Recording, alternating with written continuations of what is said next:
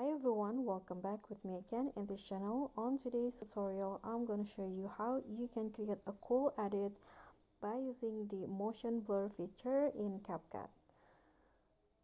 So first, you just need to add as many as photo as you like to CapCut, and then set each durations of the photo to 0.5 seconds like this. Then just export the project.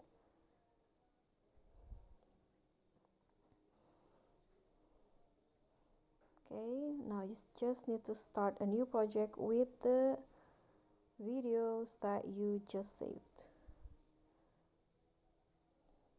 Okay, click on the clip and then find the motion blur. Now set the blur 100 and the blend 10. Okay, so for the time, set it 4 times. Click on the check icon and wait for the motion blur to apply to the clip.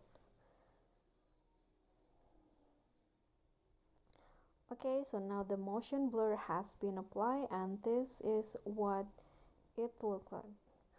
Okay, so that's all for me. Thank you guys so much for watching. I hope you like this video, so don't forget to subscribe to this channel, click on the thumbs up icon, leave a comment and click on the thanks. Bye.